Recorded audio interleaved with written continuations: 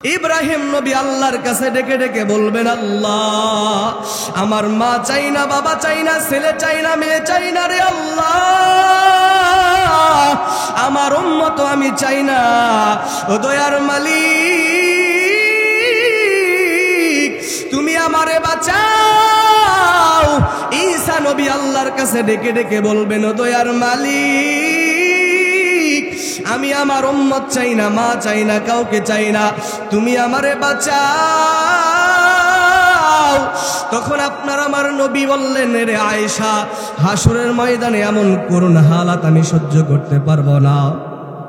আম্মা জান আয়েশা ডেকে ডেকে বলেন, ও পয়গম্বর তখন আপনি কি করবেন? আপনার আমার নবী ডেকে ডেকে বলে, রে আয়েশা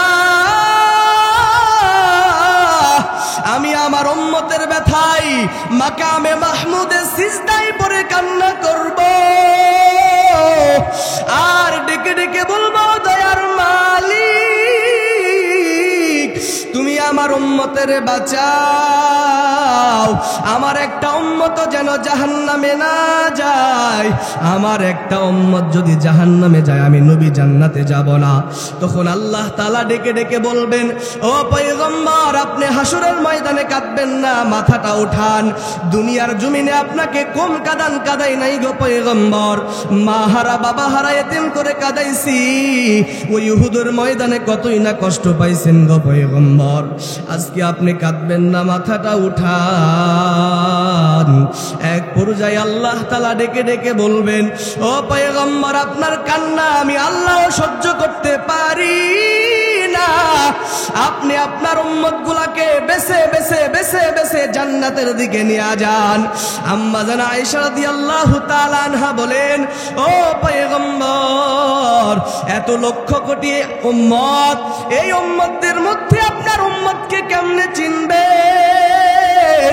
আপনার আমার নবী ডেকে ডেকে বলে, রে আয়েশা এই উম্মতদের মধ্যে আমার এমন কিছু উম্মত থাকবে, ইয়া আইয়ুহাল্লাযীনা আমানুত্তাকুল্লাহ, হে বান্দারা তোমরা আল্লাহকে ভয় করো, কারণ আমি আল্লাহ তাআলা যত বড়,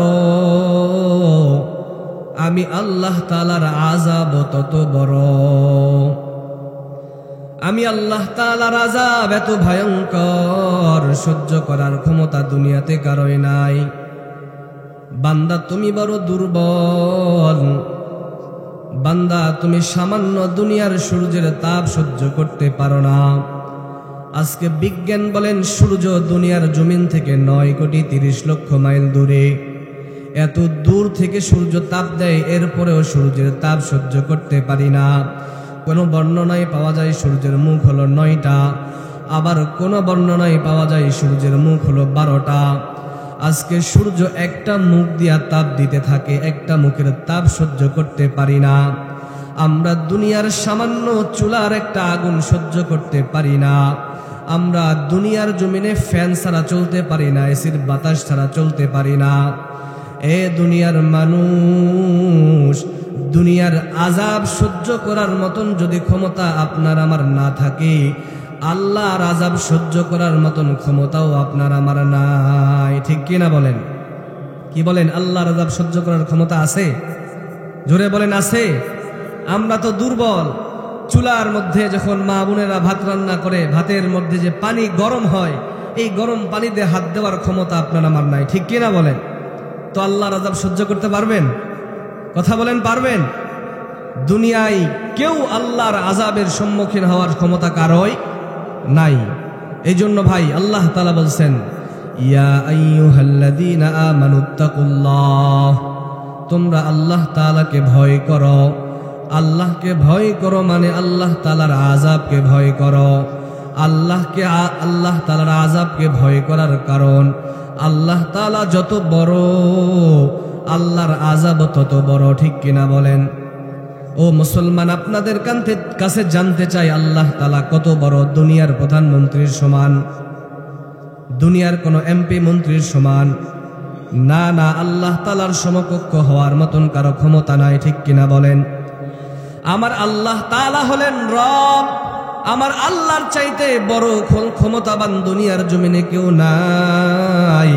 আমার আল্লাহ তাআলা আল্লাহ তাআলার সমকক্ষ হওয়ার মতন কারো শক্তি নাই, ঠিক কিনা বলেন? আপনার আমার সব বান্দাদের রব কে? জুড়ে বলেন কে? আল্লাহ আমার রব, সেই রবই আমার সব। বলেন সবাই, আল্লাহ আমার রব, সেই রবই আমার সব। আল্লাহ আমার রব, সেই রবই আমার সব। দমে দমে তনু মনে তারি অনুভব, দমে দমে তনু মনে তারি অনুভব।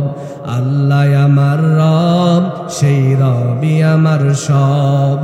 আল্লাহ আমার রব, সেই রবি আমার সব। ঠিক কিনা? আল্লাহ তাআলা হলেন আপনার আমার রব। আল্লাহর চাইতে বড় দুনিয়াতে আর কেউ নাই। দুনিয়ার কোন এমপি মন্ত্রী আল্লাহর সমান হতে পারবে না। বাংলাদেশের প্রধানমন্ত্রী আল্লাহর সমান হতে পারবে না। দুনিয়ার কোন ক্ষমতাবান আল্লাহর সমান হতে পারবে না, ঠিক কিনা বলেন? ও মুসলমান, আল্লাহ যদি এত বড় হয়, আল্লাহর আযাব আল্লাহর সমানই বড়, ঠিক কিনা বলেন? এই জন্য আল্লাহকে ভয় করো, মানে আল্লাহর আযাবকে ভয় করো। আল্লাহর আযাব এত ভয়ঙ্কর, সহ্য করার ক্ষমতা দুনিয়াতে কারোই নাই। এরে নবীর উম্মতের দল, এই জন্য আল্লাহ তাআলা বলছেন আমানুত্তাকুল্লাহ, এ বান্দা তোমরা আমি আল্লাহকে ভয় করো।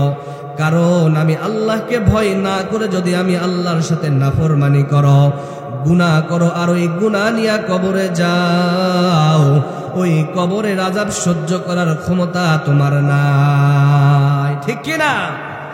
আপনার আমার নবী বলেন ওয়া মাইয়ামাল মিসকালা যাররাতিন শাররান ইয়ারা, এ বান্দা এক যাররা পরিমাণ গুনাহ নিয়ে যদি কবরের মধ্যে যাও, ওই কবরের মাটি দুই পার্শ্ব থেকে এমন জোরে চাপ মারবে রে মুসলমান,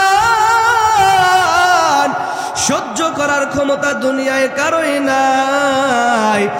এক যাররা পরিমাণ গুনাহ নিয়ে যদি কবরে যাওয়ার কারণে কবর এত পরিমাণ শাস্তি দেয়, আযাব দেয়, বান্দা বেশি গুনাহ নিয়ে যদি কবরে যান হালত কি হবে আল্লাহই ভালো জানে, ঠিক কিনা বলেন? কবরের মধ্যে কেবল আযাব শুরু, হাসরের ময়দান আসল আযাবের জায়গা। যেই জায়গার মধ্যে মা সন্তানকে চিনবে না, সন্তান মাকে চিনবে না, বাবা ছেলেকে চিনবে না, মা মেয়েকে চিনবে না, ঠিক কিনা বলেন? আল্লাহ তাআলা বলেন এ বান্দা এমন একটা সময় আসবে যেই সময় সন্তান মাকে চিনবে না, মা সন্তানকে চিনবে না। দুনিয়ার জমিনে সব থেকে আপন হলো মা, মায়ের চাইতে আপন আর কেউ নাই, ঠিক কিনা বলেন? মায়ের চাইতে আপন আর কেউ নাই। দুনিয়ার জমিনে যদি সন্তান খাবার না পায় সবার আগে মা কষ্ট পায়, ঠিক কিনা বলেন? যদি সন্তান আঘাত পায় সবার আগে মা কষ্ট পায়। সন্তান কান্না করার আগে মা কান্না করে ফেলে। এই বান্দা এই মায়ের কাছেও যদি বান্দা সাহায্য নেওয়ার জন্য যায়, মা সন্তানকে ডেকে ডেকে বলবেন দুনিয়ার জমিনে আমার তো বিবাহই হয় নাই, সন্তান কই থেকে আসলো?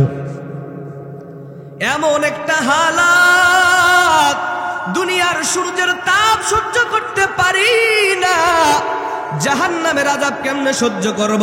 ওই হাসরের ময়দানে সূর্যের তাপ কেমনে সহ্য করব রে মুসলমান? দুনিয়ার জমিনে আমরা বড় দুর্বল, হাসরের ময়দানে আরো বড় দুর্বল হয়ে যাব। এমন এক অবস্থা শুরু হয়ে যাবে যে হাসরের ময়দানে আপন বলতে কেউ নাই, আপন বলতে কেউ নাই, সবাই নিজ নিজ চিন্তা নিয়ে ব্যস্ত হয়ে যাবে। সমস্ত নবীরা পর্যন্ত আল্লাহর কাছে বলবেন আল্লাহ আমার কি হবে, আমারে বাঁচাও, আমাকে বাঁচাও, আমাকে বাঁচাও। একমাত্র আপনার আমার নবী এই উম্মতের জন্য আল্লাহর কাছে কান্না করে করে বলবেন আল্লাহ আমার একটা উম্মত যেন জাহান্নামে না যায়, আমার একটা উম্মত যদি জাহান্নামে যায় আমি নবী তোমার বানানো জান্নাতের মধ্যে যাব না। এরে নবীর উম্মতের দল, ওই ভয়াবহ অবস্থার মধ্যেও আল্লাহর নবী বলেন ও উম্মতের দল, আল্লাহ তাআলা 7 শ্রেণীর ব্যক্তিকে আল্লাহর আরশের নিচে ছায়া দেওয়ার জন্য ডেকে ডেকে বলবেন, ও নবী আমার, আপনার এই 7 শ্রেণীর উম্মতকে আপনি আমার আরশের নিচে ছায়া দান করে দেন। ওই 7 শ্রেণীর ব্যক্তির নাম আপনারা শুনতে চান কি চান না? জোরে বলেন, চান কি চান না? ও মুসলমান, ওই 7 শ্রেণীর যদি হতে চান তাহলে 7টা গুণ আপনার মধ্যে আনা লাগবে। আল্লাহর নবী বলেন, ওই হাসরের ময়দানে 7 শ্রেণীর ব্যক্তিকে আল্লাহ তাআলা তার আরশের নিচে ছায়া দান করবেন। কোন সময়? যেই সময় সূর্য মানুষের মাথার সোয়া হাত উপরে চলে আসবে। সূর্যের ওই কঠিন তাপে জমিনটা সাথে সাথে তামা হয়ে যাবে। সূর্যের ওই কঠিন তাপে গুনাহগারের মাথার মগজগুলি টকবক টকবক করে ফুটতে থাকবে। সূর্যের ওই কঠিন তাপে জমিনটা হয়ে যাবে তামা। গুনাহগার আল্লাহর কাছে ডেকে ডেকে বলবেন, আল্লাহ আমাদের মৃত্যু দাও, এত আযাব সহ্য করার ক্ষমতা নাই। ও মুসলমান বলেন, তখন মৃত্যু কি হবে? কি বলেন, হবে? হবে না। ওই সময় আল্লাহ তাআলার নবী বলেন, 7 শ্রেণীর ব্যক্তিকে আল্লাহ তাআলা আরশে আযমের নিচে ছায়া দান করবেন। 1 নম্বরে ন্যায়পরায়ণ বাদশাকে আল্লাহ তাআলা তার আরশের নিচে ছায়া দান করবেন। ও মুসলমান, আপনাদের কাছে জানতে চাই, ন্যায়পরায়ণ বাদশা কে? যে তার জনগণকে তার ওই আয়না ঘরের মধ্যে বন্দী করে দেয়। এই বান্দা কি ন্যায়পরায়ণ? কি বলেন, ন্যায়পরায়ণ? যেই বান্দা, যেই বাদশা তার গোলামদেরকে নিজের ক্ষমতা হাসিল করার জন্য যুবক শিক্ষার্থীদেরকে পাখির মতো রাস্তার মধ্যে গুলি করে, এই বান্দা কি ন্যায়পরায়ণ বাদশা হতে পারে? কি বলেন, পারে? এদেরকে আল্লাহ কি আরশের নিচে ছায়া দান করবে? বরং বলবে, তাড়াতাড়ি আয়, কবরে আয়, হাসুরে যাওয়া লাগবে না, কবরে ঢুইকা দেখ। ঠিক কিনা? 1 নম্বরে আল্লাহর নবী বলেন, ন্যায়পরায়ণ বাদশাকে আল্লাহ তাআলা ওই হাসুরের ময়দানে আরশের নিচে ছায়া দান করবে। ন্যায়পরায়ণ বাদশা হওয়া লাগবে। দুনিয়ার বাংলাদেশের যারা ক্ষমতাবান, যারা বাদশা, দুনিয়ার যারা ক্ষমতাধর, তাদের মতন হলে চলবে না। যারা নিজের স্বার্থ হাসিলের জন্য আলেম ওলামাদেরকে আয়না ঘরের মধ্যে বন্দী করে ফেলে, নিষ্পাপ ছোট ছোট বাচ্চাদের পর্যন্ত মারতে দ্বিধাবোধ করে না, রাস্তার মধ্যে ফুলের মতন যুবক যুবতী শিক্ষার্থীদেরকে হত্যা করে ফেলে, এরা কখনো ন্যায়পরায়ণ হতে পারে না। ঠিক কিনা বলেন? 1 নম্বরে আল্লাহর নবী বলেন, ন্যায়পরায়ণ বাদশা ন্যায়পরায়ণকে? যেই বান্দাগুলা, যেই বাদশারা তার জনগণকে আল্লাহর জাহান্নাম থেকে বাঁচানোর চেষ্টা করবে, বান্দা জনগণের নিরাপত্তার জন্য যা যা প্রয়োজন সব কিছুর ব্যবস্থা করে দিবে, কিন্তু তাকাইয়া দেখেন আমাদের বাংলাদেশের বাদশাদের কি অবস্থা। জনগণের নিরাপত্তা দেওয়ার প্রয়োজন নাই, নিজের নিরাপত্তার জন্য সব প্রশাসনকে কাজে লাগায়। ঠিক কিনা? কি আছে না নাই? আরে মিয়ারা, আপনাকে সরকার বানাইছে, প্রতিনিধি বানাইছে, বাদশা বানাইছে বাংলাদেশের জনগণের স্বার্থের কারণে। ঠিক কিনা বলেন? জনগণের নিরাপত্তা দিবেন, জনগণের জান মালের হেফাজতের নিরাপত্তা দিবেন। আপনার তো জীবনের হেফাজতের কোনো প্রয়োজন নাই, কারণ আপনি তো মানুষের, জনগণের জীবনের স্বার্থে কাজ করেন, তাদের উপকার করার জন্য কাজ করেন। ঠিক কিনা বলেন? আপনার তো সিকিউরিটি গার্ডের প্রয়োজন ছিল না, আপনার তো এত বডিগার্ডের প্রয়োজন ছিল না। ঠিক কিনা? আপনি হবেন না সাহাবায়ে কেরাম হযরত ওমর রাদিয়াল্লাহু তাআলা আনহু, তার মতন বাদশা হবেন। অর্ধ খেলাফতের রাজত্ব যিনি কায়েম করেছেন, একা একা মরুভূমির বালুর উপরে শুয়ে থাকে, আল্লাহ পাক রব্বুল আলামিন তাকে আল্লাহর কুদরতি সাহায্যে সহযোগিতা করে, হেফাজত করে। সুবহানাল্লাহ। কিন্তু আপনার আমার দেশের রাজা বাদশাদের কি অবস্থা, শাসকদের কি অবস্থা? নিজের জীবনের জানমাল নিরাপত্তা দেওয়ার জন্য দেশের সব প্রশাসনকে কাজে লাগায়। ঠিক কিনা বলেন? কথা বলেন, ঠিক কিনা? টয়লেটের মধ্যেও যদি যায়, দেখবেন 2, 4, 5, 6টা চামচ তার টয়লেটের সামনে ঘোরাঘুরি করে। কি আছে না নাই? এই হলো বাংলাদেশের বর্তমান শাসকদের, বাদশাদের অবস্থা। টয়লেটে ঢুকলে সেখানেও সিকিউরিটি গার্ড লাগে।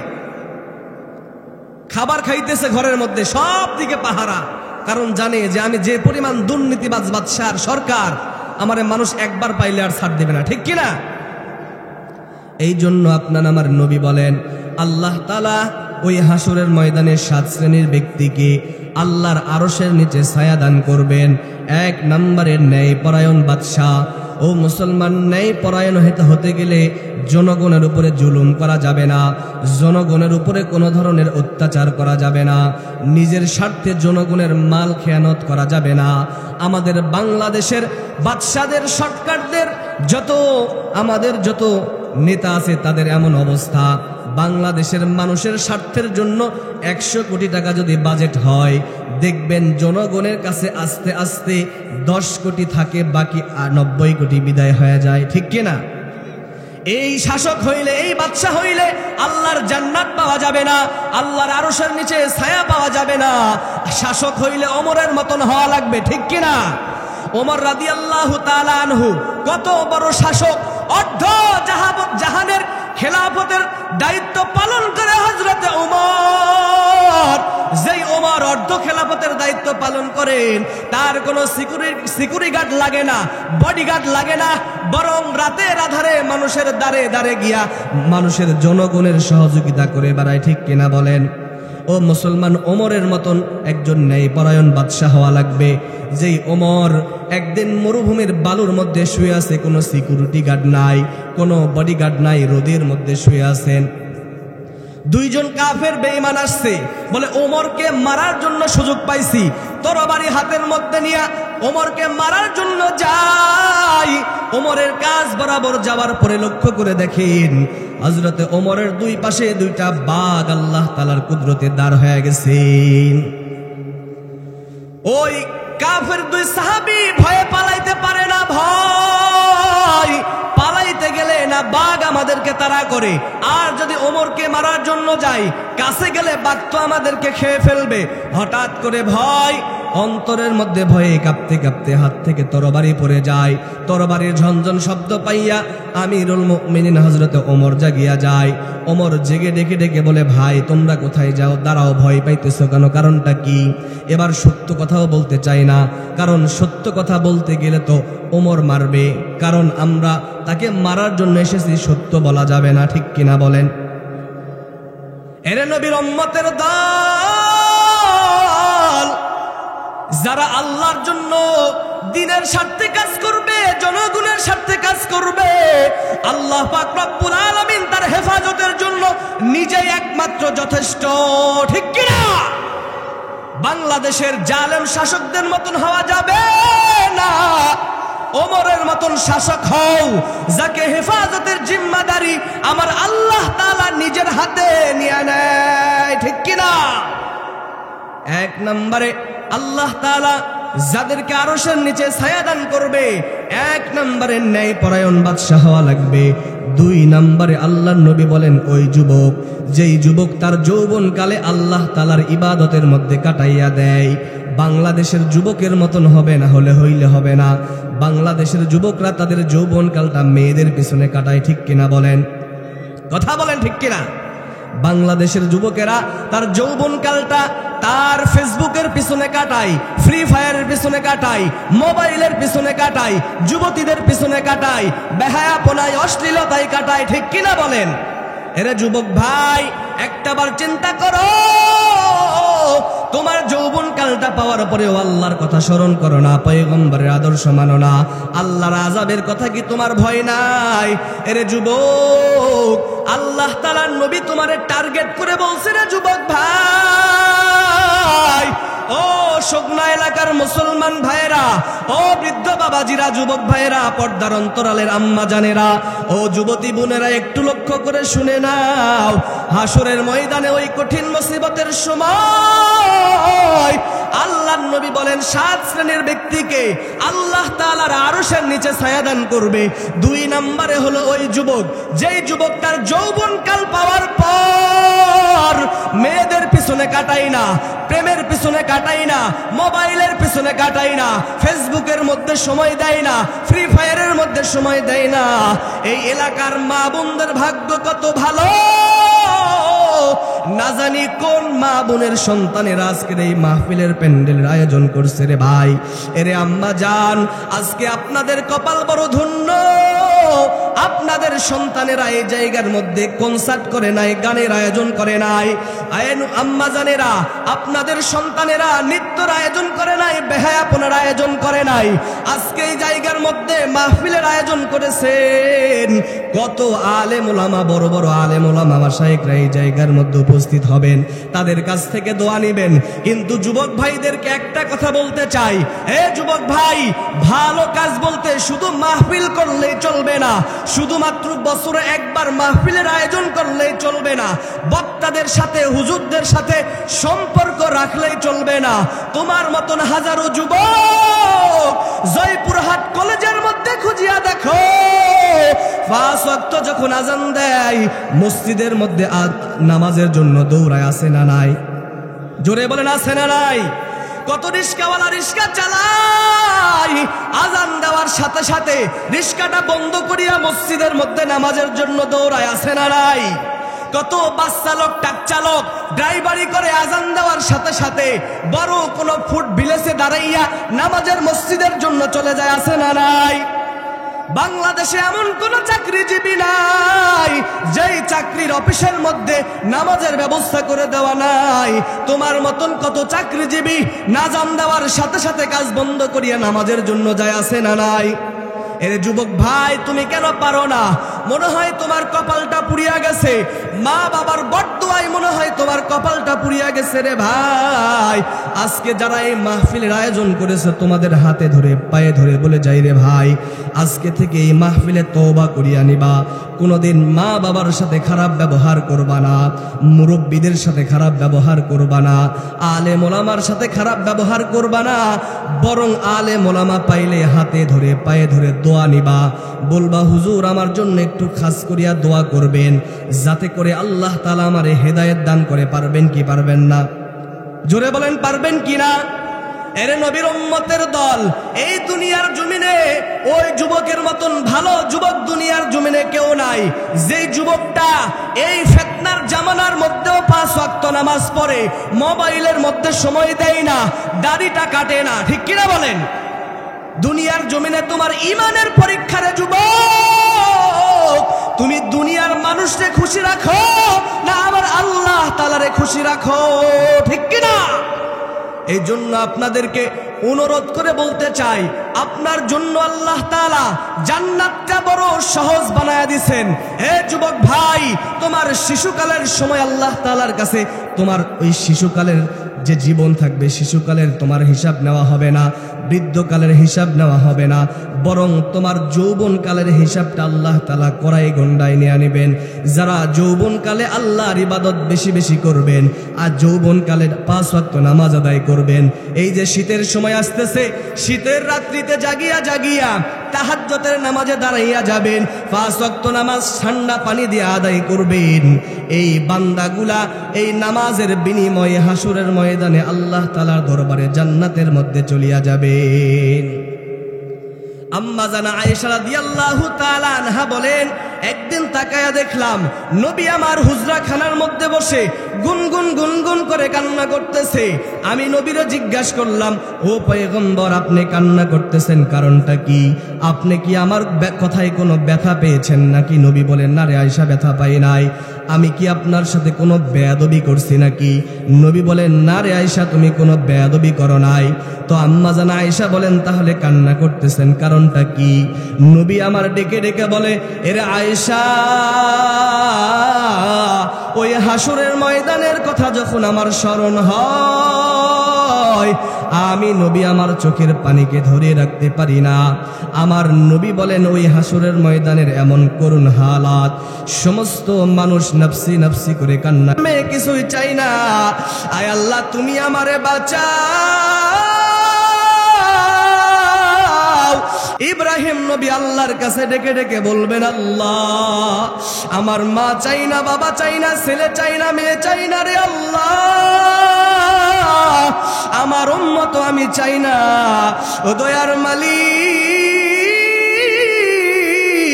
তুমি আমারে বাঁচাও। ঈসা নবী আল্লাহর কাছে ডেকে ডেকে বলবেন, ও দয়ার মালিক, আমি আমার উম্মত চাই না, মা চাই না, কাউকে চাই না, তুমি আমারে বাঁচাও। যাও। তখন আপনার আমার নবী বললেন, রে আয়েশা, হাসরের ময়দানে এমন করুণ হালাত আমি সহ্য করতে পারবো না। আম্মা জান আয়েশা ডেকে ডেকে বলেন, ও পয়গম্বর, তখন আপনি কি করবেন? আপনার আমার নবী ডেকে ডেকে বলে, রে আয়েশা, আমি আমার উম্মতের ব্যথায় মাকামে মাহমুদে সিজদায় পড়ে কান্না করব, আর ডেকে ডেকে বলবো, দয়ার মালিক,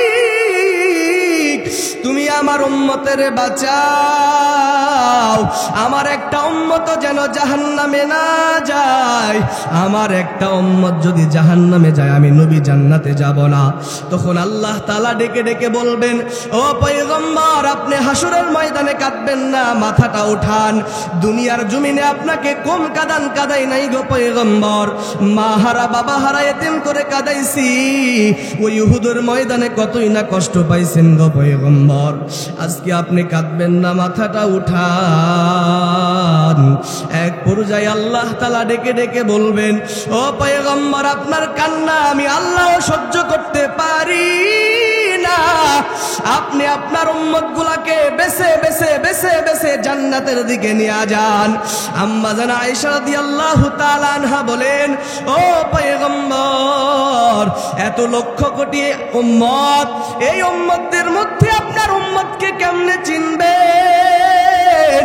আপনার আমার নবী ডেকে ডেকে বলে, রে আয়েশা, এই উম্মতদের মধ্যে আমার এমন কিছু উম্মত থাকবে যেই উম্মতেরা কোনে শীতের ঠান্ডার মধ্যেও 5 ওয়াক্ত নামাজ পড়ছে, 5 ওয়াক্ত নামাজের সময় ঠান্ডা পানি দ্বারা ওযু করছে, 5 ওয়াক্ত নামাজ পড়িয়া পড়িয়া আমার আল্লাহর কাছে কেঁদে কেঁদে দোয়া করছে, আল্লাহ, আমরা বড় দুর্বল, দুনিয়ার সামান্য আযাব সহ্য করতে পারি না রে আল্লাহ। আয় আল্লাহ, এত ঠান্ডার মধ্যেও আল্লাহ ওই বিছানার মধ্যে কাঁথা মুড়ি দিয়া ঘুমাই নাই। আয় আল্লাহ, তুমি মাওলার সন্তুষ্টির জন্য ঠান্ডা পানি দ্বারা ওযু বানাইয়া ফজরের নামাজে দাঁড়াইয়া গেলাম, তাহাজ্জুদের নামাজে দাঁড়াইয়া গেলাম। আপনার আমার নবী বলেন, যেই বান্দাগুলা 5 ওয়াক্ত নামাজের সময় ঠান্ডা পানি দ্বারা ওযু বানাইয়া আমার আল্লাহ তাআলার 5 ওয়াক্ত নামাজ আদায় করবেন, ওই হাসরের ময়দানে ওই বান্দাগুলার ওই ওযুর অঙ্গ পতঙ্গগুলা নূরের আলোতে ঝলমল করতে থাকবে। আমি পয়গম্বর ওই উম্মতের ঝলমল করা নূরের আলো দেখে দেখে দেখে দেখে আমার উম্মত গুলাকে বেছে বেছে জান্নাতের মধ্যে নিয়ে যাব। আল্লাহু আকবার। अल्लाह अल्लाह क्या मुबारक नाम है, अल्लाह अल्लाह आशिकू का काम है, अल्लाह अल्लाह इच शीरी इश्तो नाम शीर शक्कर मी कुनद जानम तमाम। तो बोलें जुबक बयसे इबादतेर दरकार आछे ना नाई? हाशरेर मयदाने आपन केउ थाकबे, मा बाबा आपन थाकबे, भाई बोन आपन थाकबे। আপনি যে বিবির জন্য আজকে হারাম হালাল বাছেন না, যেই সন্তানের জন্য হারাম হালাল বাছেন না, মানুষকে অন্যায়ভাবে অত্যাচার করে জুলুম করে মানুষের সম্পদকে আত্মসাৎ করেন, এই সন্তানরা কাজে আসবে? কোনো কিছুই কাজে আসবে না। এই সময় আল্লাহ তাআলা 7 শ্রেণীর ব্যক্তিকে ডেকে ডেকে তার আরশে আজিমের নিচে ছায়া দান করবেন। 2 নম্বরে হলো ওই যুবকদেরকে, যেই যুবকেরা যৌবনকালে দুনিয়ার মোহে না পড়ে আল্লাহর ইবাদতে তাদের জীবনকে কাটায়া দেয়, এই যুবকদেরকে আল্লাহ তাআলার আরশে আজিমের নিচে ছায়া দান করবেন। সুবহানাল্লাহ বলেন। তো যে যা কিছুই করেন না কেন, সবার আগে আল্লাহর ইবাদত ঠিক রাখতে হবে, ঠিক কিনা বলেন? তাহলে 2 নম্বরে গেল, এবার 3 নম্বরে আসেন। আল্লাহ তাআলার নবী বলেন, ও উম্মতের দল, ওই হাসরের ময়দানে আল্লাহ তাআলা 7 শ্রেণীকে আল্লাহ তাআলার আরশের নিচে ছায়া দান করবে। তিন নম্বরে ওই ব্যক্তিকে আল্লাহ তাআলা আরশে আযমের নিচে ছায়া দান করবে যেই ব্যক্তি তার জীবনটাকে সর্ব অবস্থায় মসজিদের সাথে লটকায়া রাখছেন। আল্লাহ তাআলার মসজিদের সাথে যেই বান্দার জীবনটা লটকানো থাকে, মসজিদে ফজরের নামাজের মধ্যে ঢুকছেন, ফজরের নামাজ শেষ করার পর যখন বাহির হয়েছেন, কতক্ষণ পর্যন্ত জোহরের নামাজের জন্য মসজিদে ঢোকে নাই, ততক্ষণ পর্যন্ত অন্তরের মধ্যে আফসোস আর কি যেন একটা হারায় ফেলছে, এমন একটা মহব্বত কষ্ট লাগে। আবার জোহরের নামাজের জন্য যখন মসজিদে যায়, সাথে সাথে বান্দার অন্তরটা আবার ভালো হয়ে যায়। এমন বান্দা আছে না নাই? কত বান্দা দেখা যায় 5 ওয়াক্ত নামাজ আজান দেওয়ার সাথে সাথে মসজিদে দৌড়ায় আছে না নাই? আল্লাহ তাআলার নবী বলেন, যেই বান্দাটা তার জীবনকে তার শরীরটাকে সর্ব অবস্থায় মসজিদের সাথে লটকায়া রাখে, অর্থাৎ জোহরের নামাজে ঢুকছেন, আসরের নামাজে না ঢোকা পর্যন্ত তার জীবনে শান্তি নাই, কষ্ট কষ্ট ভাব, এই বান্দাটাকে আল্লাহ তাআলা হাসুরের ময়দানে ডেকে ডেকে আল্লাহর আরশের নিচে ছায়া দান করবেন। সুবহানাল্লাহ। আপনার আমার কি হালত? আজকে কোরআনের মাহফিলের আয়োজন, মুসল্লির অভাব নাই, জনগণের অভাব নাই। প্রধান বক্তা যখন আসবে, মাহফিলের প্যান্ডেলটা পুরোপুরি ভরে যাবে, ঠিক কিনা? ফজরের আজান যখন হয়ে যায়, বিশেষ করে মাহফিলের দিন দেখা যায়, ওই দিন আগে তো মুসল্লি থাকেই না, মাহফিলের পরের দিন ফজরের সময় আরো বেশি মুসল্লি কমে যায়, ঠিক কিনা? এই জন্য আপনাদের কাছে আগেই বললাম, শুধু মাহফিল করলেই চলবে না, মাহফিল করছেন, মাহফিলের উদ্দেশ্য করে যেন মসজিদটাও পরিপূর্ণ হয়ে যায়, ভরে যায়, ঠিক কিনা বলেন? আজকে মাহফিলের আয়োজন শুনবেন, প্রধান মেহমান, দ্বিতীয় মেহমান বড় বড় ওলামায়ে কেরামের হাতে হাত রেখে জোরে জোরে ঠিক ঠিক স্লোগান দিবেন, কিন্তু ফজরের সময় মসজিদের ইমাম আর মুয়াজ্জিনদের ছাড়া আর কাউরে পাওয়া যায় না। এমন মুসল্লি হলে এই মাহফিলের দ্বারা কোনো কাজে আসবে না, ঠিক কিনা বলেন? তাহলে 3 নম্বরে কি? যার যেই বান্দাটার জীবন, যে বান্দাটার অন্তর সর্বদা মসজিদের সাথে লটকানো থাকে, ঠিক কিনা? 4 নম্বরে আপনার আমার নবী ডেকে ডেকে বলেন, ওই বান্দাকে আল্লাহ তাআলা আরশে আযমের নিচে ছায়া দান করবেন যেই বান্দাটা নীরবে গভীর রাত্রিতে আল্লাহ তাআলার ভয়ে বান্দার চোখের অশ্রু ছেড়ে দিয়া কান্না করেন।